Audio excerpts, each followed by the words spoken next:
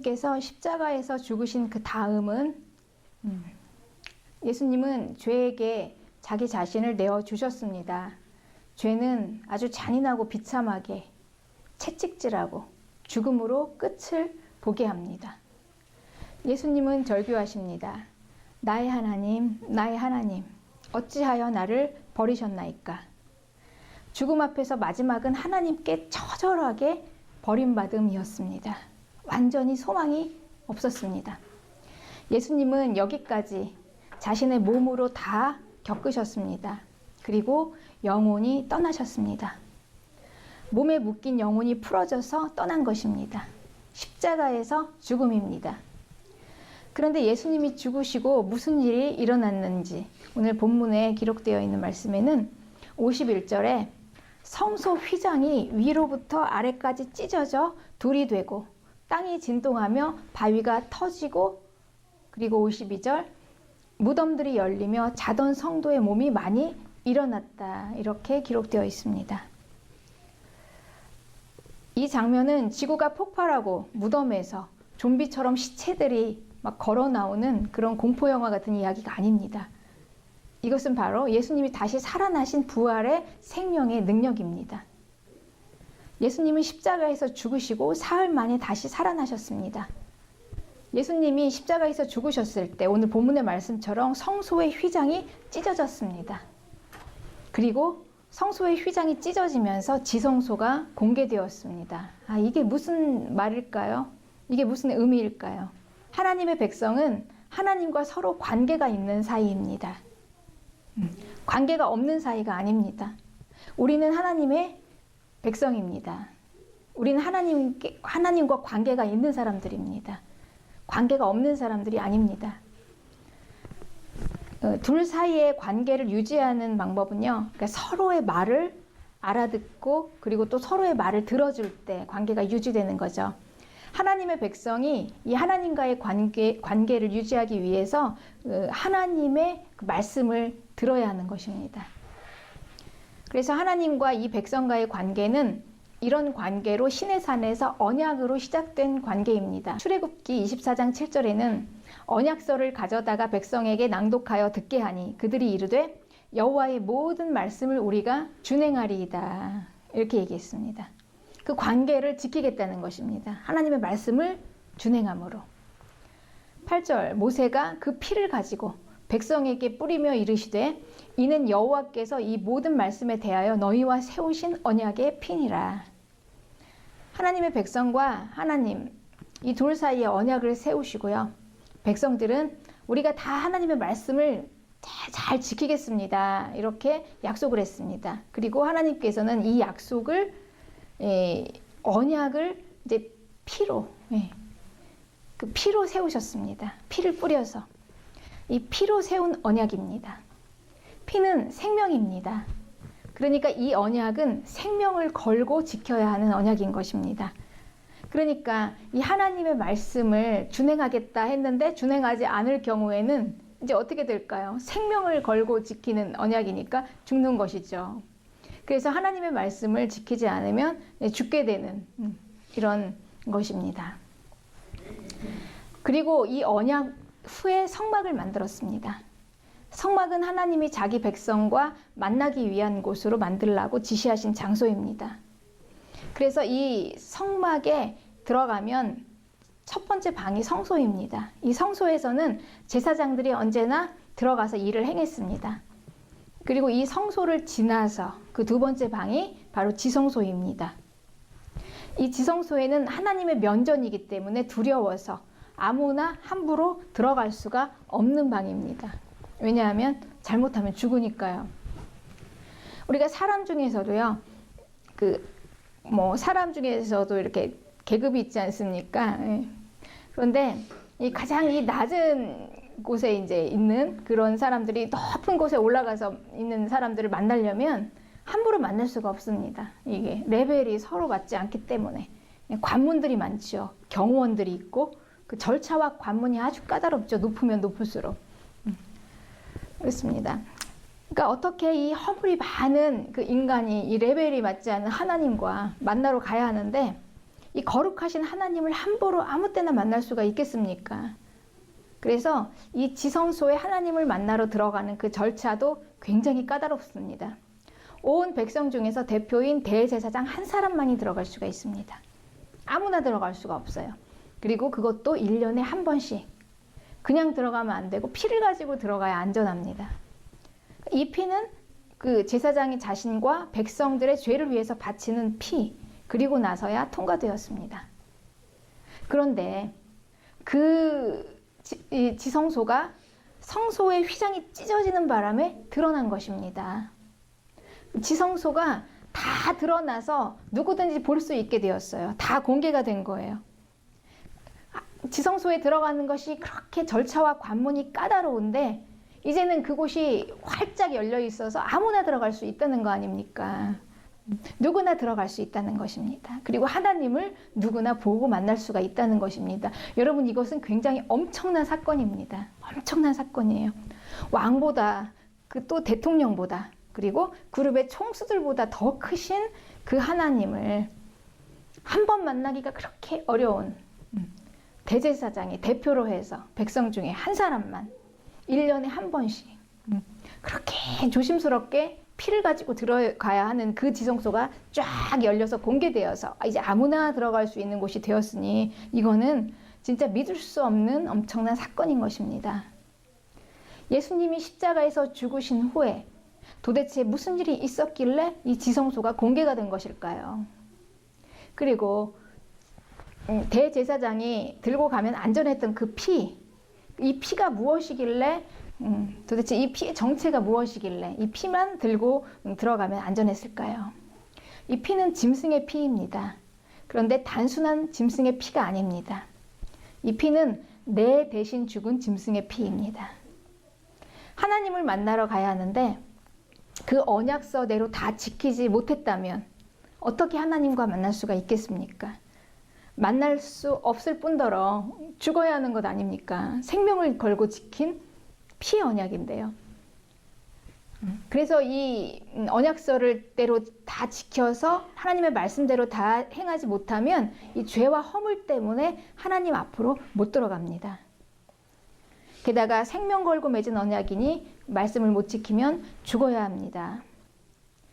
그래서 하나님께서는 우리의 생명을 다시 살게 하시려고 제단에서 동물의 생명을 우리에게 대신 쓰라고 주신 것입니다.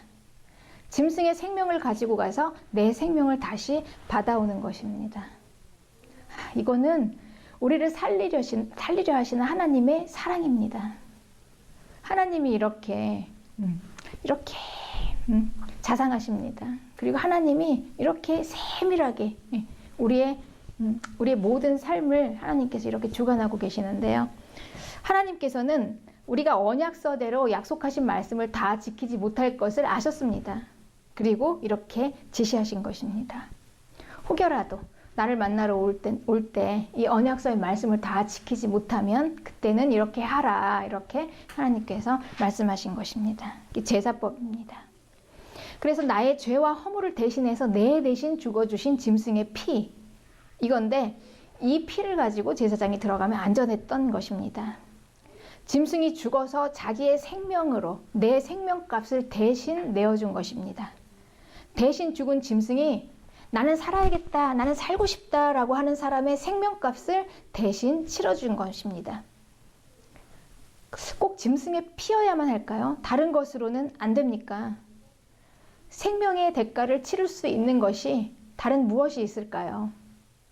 율법에서는 이 배상에 관해서 출애굽기 21장에 생명은 생명으로, 눈은 눈으로, 이는 이로, 손은 손으로, 발은 발로, 된 것은 된 것으로, 상하게 한 것은 상함으로, 때린 것은 때림으로 갚을지니라, 이렇게 기록되어 있습니다. 생명은 생명으로 값을 치러야 합니다. 그러니까 내 대신, 내 생명 대신 하나님의 말씀을 다 지키지 못해서 죽을 수밖에 없는 내 생명 대신 짐승의 생명을 들고 하나님 앞에 가는 것입니다. 그렇게 가면 나는 안 죽어도 됩니다. 안전합니다. 왜냐하면 짐승의 생명으로 내 생명을 갚았기 때문입니다. 짐승의 생명이 피입니다. 레위기 17장 14절에는 모든 생물은 그 모든 생물은 그 피가 생명과 일체라. 모든 육신의 생명은 그 피가 생명입니다. 생명과 피를 동일하게 봅니다. 이 의학적인 전문 지식이 지금 진리 안에 들어 있습니다. 레위기 17장 11절에 육체의 생명은 피에 있음이라. 내가 이 피를 너희에게 주어 제단에 뿌려 너희의 생명을 위하여 속하게 하였나니 생명이 피에 있으므로 피가 죄를 속하느니라. 그래서 짐승의 생명인 피, 이 피를 들고 가면 안전한 것입니다. 이 짐승과 나를 일체화시켜서 짐승의 생명이 내 생명값을 치러준 것입니다. 그런데 이 생명이 피에 있으므로 피가 내 죄를 다 속하는 것입니다. 속죄하는 것입니다. 이 짐승의 생명값이 우리의 죄값을 치렀습니다. 짐승의 생명값이 사람의 죄값을 치렀습니다. 짐승의 피로 그 죄를 씻어주시는 것입니다. 대제사장은 짐승의 피 때문에 거룩하게 깨끗하게 되어 하나님 앞에서 죽지 않았습니다. 이 피가 대제사장이 지성소에 들고 들어가면 안전했던 바로 그 짐승의 피입니다.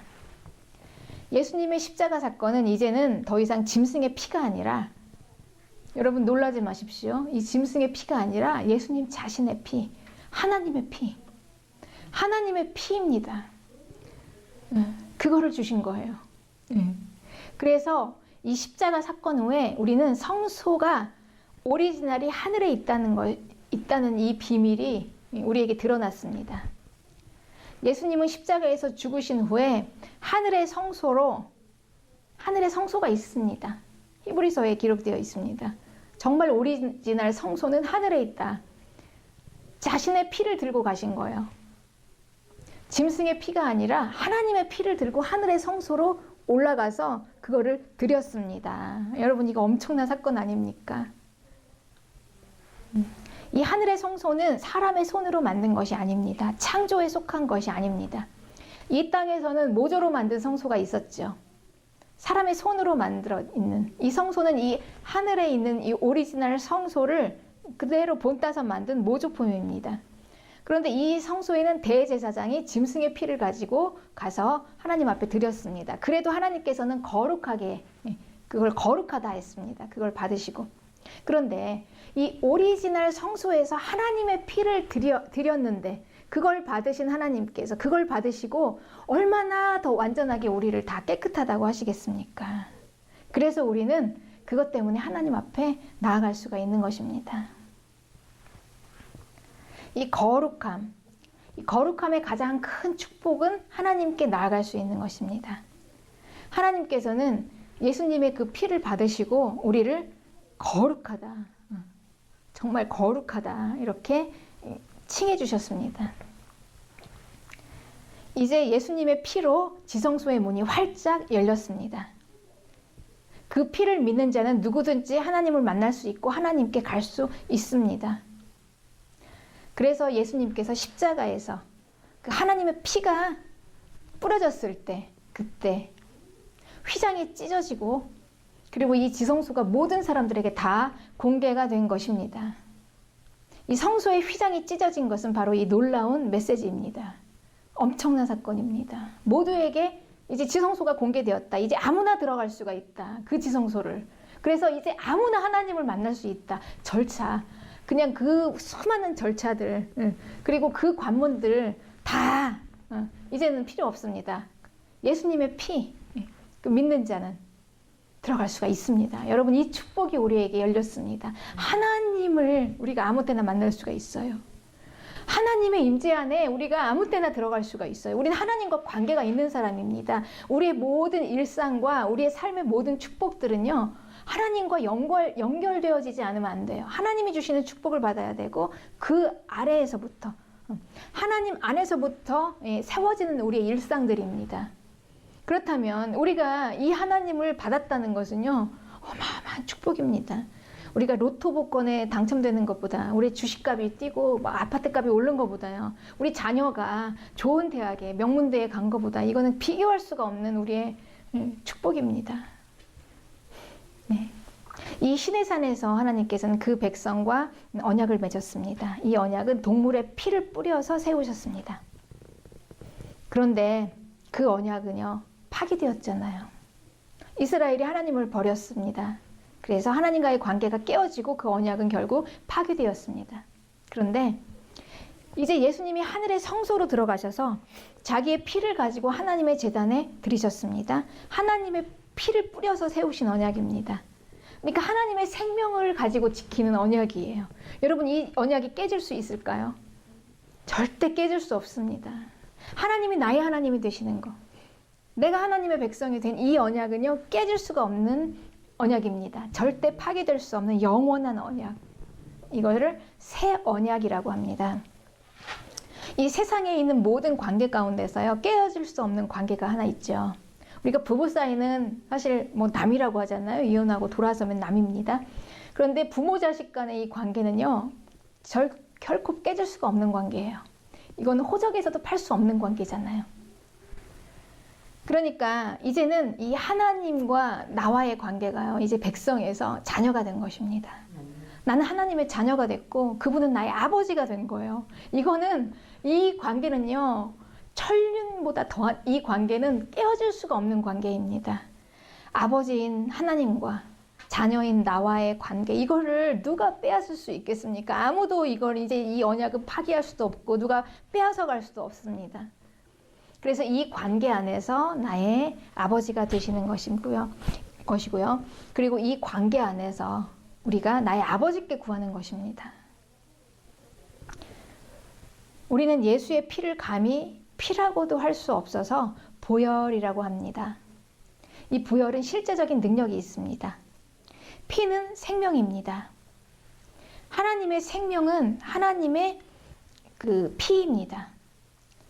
그러니까 이 하나님의 생명은 더구나 이 창조주의 생명이잖아요. 창조의 근원이신, 이 생명의 근원이신 이 생명입니다. 그래서 이 피가 뿌려지는 곳에는 창조주 하나님의 생명의 능력이 나타납니다. 하나님의 생명은 창조 때 우리에게 주신 생명입니다. 그 생명은 아무것도 없는 죽음과 같은 무에서 생명을 끌어내신 살아있는 능력이었습니다. 그러면 이 하나님의 피가 뿌려지면 이 땅에서는 어떤 일이 일어날까요? 예수님의 십자가에서 하나님의 피가 이 온 땅에 뿌려지니까 마태복음 27장 오늘 본문의 51절입니다. 땅이 진동하며 바위가 터지고, 땅이 진동하며 바위가 터지고, 그러니까 예수님의 피가 이 십자가에서부터 땅에 뿌려지니까 이 피는 생명입니다. 창조주의 생명이 닿는 곳에 어떤 일이 벌어지냐면요, 이 땅과 바위는 하나님이 만들어 놓으시고 이게 움직이지 못하게 세팅되어 있는 곳입니다. 세팅되어 있는 것입니다. 그런데 이 하나님의 생명이 뿌려지니까 그 움직이지 못하는 그 생명들이 그 꿈틀거리는 거예요. 그 생명의 능력으로. 땅이 꿈틀거리고, 그리고 막 바위가 그 생명의 능력을 감당할 수 없어서 터집니다. 창조주의 생명이 얼마나 역동적으로 살아있는가 보여집니다. 그리고 본문 52절에는요, 무덤들이 열리면서 잠자던 많은 성도들의 시신들이 일으켜졌다. 죽은 시체. 네. 이 생명이 분리되어서 떠난 이 몸만 남은 거, 이 시체가요, 이 창조주 하나님의 생명이 뿌려지니까 그 몸이 막 일어나는 거예요. 그 생명의 능력으로. 우리가 이 하나님의 생명을 받았습니다. 영혼이 떠나서 그냥 껍데기뿐인 이 몸에도요, 이 하나님의 생명이 닿으니까 어떻게 되냐면 막 살아서 그 시체가 나오는 거예요, 무덤에서.